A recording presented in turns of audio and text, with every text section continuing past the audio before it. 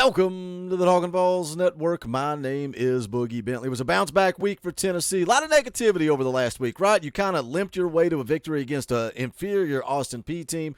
You go down to the swamp with a lot of expectations, a lot of excitement to get into SEC play. You get beat by the Gators. How would Tennessee respond? That's kind of been the theme of the week. How would they bounce back? How would they respond against UTSA? And, yeah, they struggled at times, but for the most part, I thought they bounced back well, started fast. You know, they went out, scored on 4 of their first 5 drives. Good to see Joe Milton keep the football early. Very first play of the game. He's got the read option. He keeps it. House call. Tennessee up 7-0 right out of the gates. But not just that, man. I feel like this team got in the groove. We've talked about the rhythm and being in sync and how we've not seen that yet this year. I felt like the tempo was there. They were going fast. Allowed Joe to kind of get into a rhythm until late in the second quarter. I think that's when the wheels kind of fell off there for a little bit, right before halftime. You got a 3rd and goal from the 6. Joe gets sacked. He's slow to get up. The knee is tweaked. He goes into the tent, and there's less than 2 minutes left, right? Nico's in the huddle. We're thinking, okay, Joe's hurt. Nico's going to step in. Let's see what the kid looks like.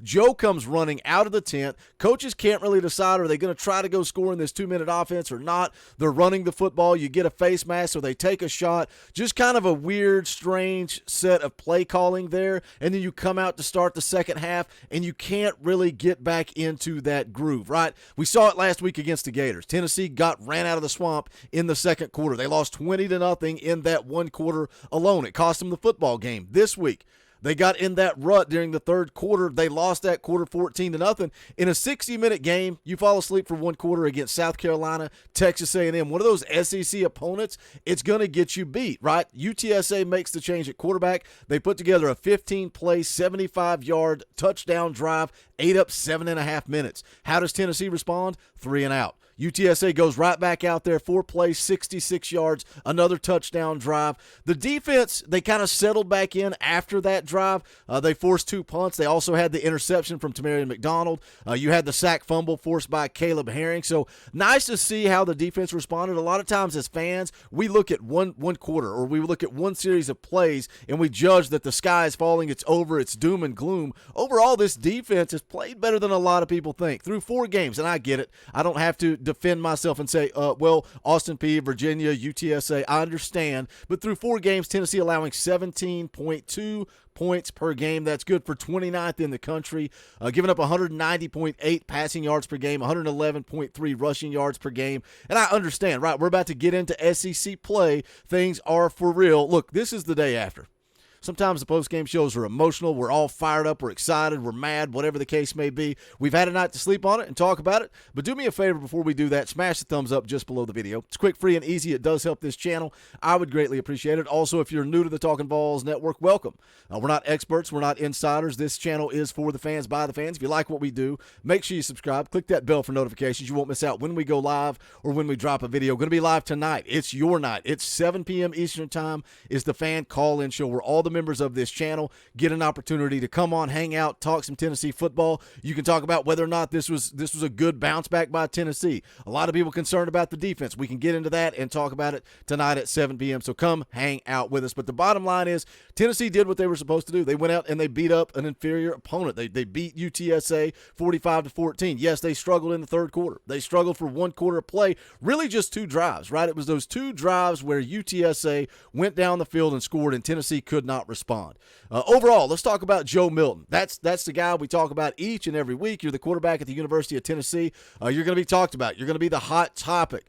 Joe looked good early. I don't care what anybody says or if you want to argue or disagree, that's fine. Before the injury, 14 of 19, 156 yards passing, 89 yards rushing, 3 total touchdowns. And that was all in the first half. That was in the first half. And I know, Joe ended up finishing the day 18 of 31, 209 yards, 89 yards rushing, 3 total touchdowns. What is it about Joe? Is it a confidence issue? Was the knee bothering him? Was it hurting his accuracy? I know people don't want to hear it. They're going to call it excuses and trying to make excuses for Joe, whatever you want to say.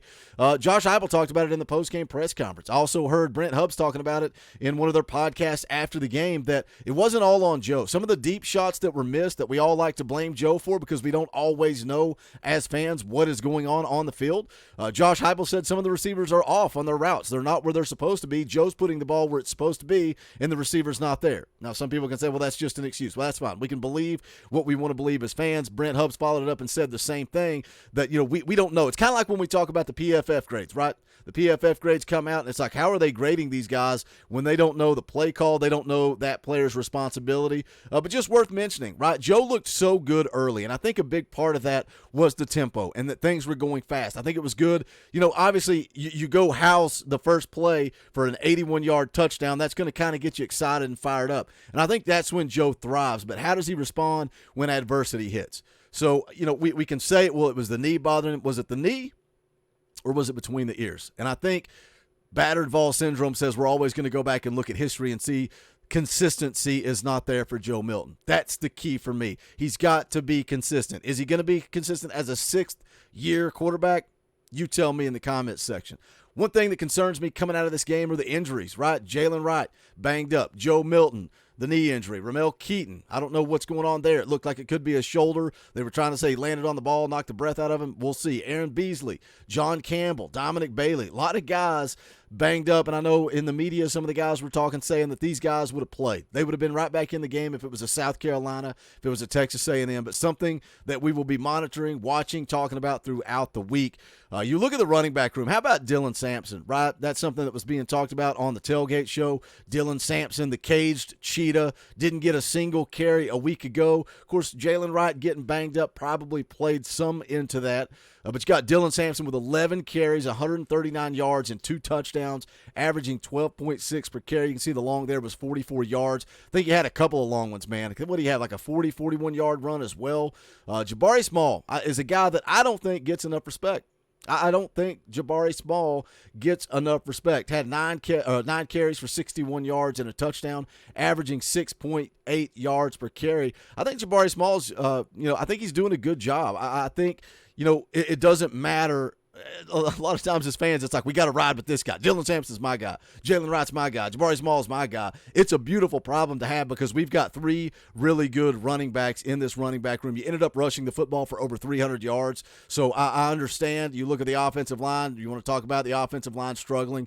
You can roll down here and look at the defensive stats. They gave up 2 sacks and 5 tackles for loss. But when you're looking at running the football and you ran for 303 yards and averaged 9.2 yards per carry, you got to give some credit to that offensive line.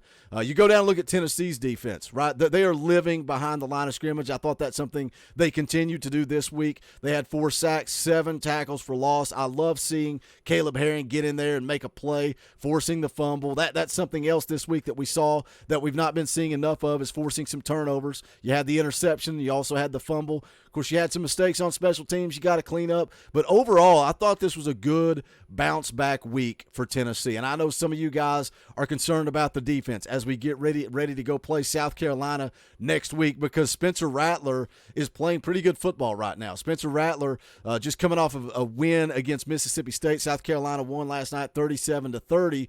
Spencer Rattler went 18 of 20 for 288 yards and 3 touchdowns. On the year, 77 of 108, 954 yards, 4 touchdowns, 2 interceptions. How does this secondary respond? Because I think we're all in agreement. I think we're all in agreement that this secondary is struggling right now. They're trying to find who they are, their identity. They're rotating a lot of guys. I can't wait to see the PFF grades that come out and see how many guys actually got in the game, and not just in the secondary. We saw a lot of young guys at that linebacker position. Of course, with the injury to Keenan Peely, we saw a whole lot of Elijah Herring, and we talked about last week how he struggled with the misdirection and what Florida was going to do. So what did you see this week? You saw a whole lot of Aaron Beasley with a young linebacker beside him, whether that was Elijah Herring, whether it was Caleb Perry. I was excited to see him. I thought he played good football. I thought Caleb Perry looked really good on the football field. You're seeing a lot of Arian Carter as well, but you're seeing some young guys in that secondary, right? Ricky Gibson. Do you get Danico Slaughter back this week? I think that's a guy that can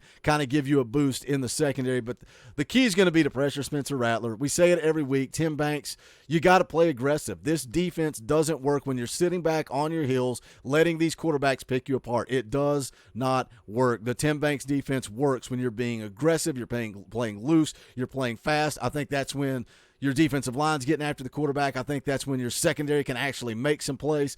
But I know a lot of you guys are frustrated with Tim Banks, and I get it. But when you look through 4 games, and I understand. I don't know why I have to say it. The opponent, right? The opponent. Virginia, Austin Peay. UTSA is not very good, which kind of makes me chuckle because all I heard all offseason was how good UTSA is and how they're going to be a tough game for Tennessee. But then you come in and you beat them 45-14, and that's not good enough. A lot of people are still upset. And look, we still have question marks, man. We still have question marks.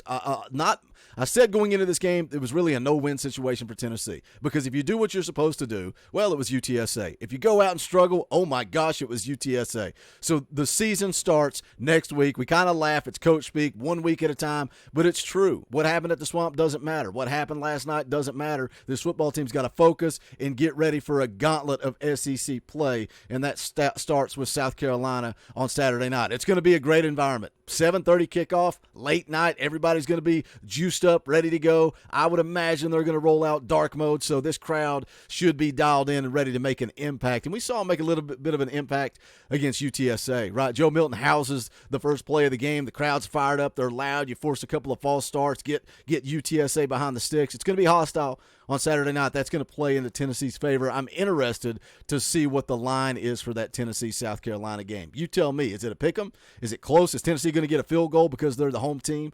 What do you think? Let me know in the comments. As always, make sure you guys do smash the thumbs up. We're going to be breaking this game down all throughout the week. I'm excited to get back and watch the game again, do the rewatch. It's always difficult to jump on early on this day after, but the emotions are calm. I can look at it and say I'm pretty happy with how Tennessee played last night, but I'm excited to dig into it and continue to talk about it throughout the week. Again, fan call-in show tonight, 7 p.m. Eastern Time. Tomorrow morning at 9 a.m. we'll be live with Eric Kane from ballquest.com. Lots of content coming your way throughout the week. Make sure you guys do smash the thumbs up. Go check out the merch. You can go to bonfire.com/store/Talkin VAWLS. Appreciate you guys picking up Talkin VAWLS gear and repping it. I want to see it. Tag me on Twitter at Boogie Bentley. Would love to see you guys repping some of this merchandise. And as always, thank you to the members of the channel. You want to be a part of the fan call-in show tonight, we usually send the link out to Talkin VAWLS Elite and higher. So if you're not a member, want to be a part of it, hit that join button down below. You can give as little as $1 or you can give more. It's up to you. You get custom Talkin VAWLS emojis, the fan call-in shows, all types of fun, perks, and benefits. But if not, that's cool. Smash the thumbs up because it's quick, free, and easy. Jump into the comment section. Let's talk some Tennessee football because this is the Talkin VAWLS Network. My name is Boogie Bentley. Go Big Orange.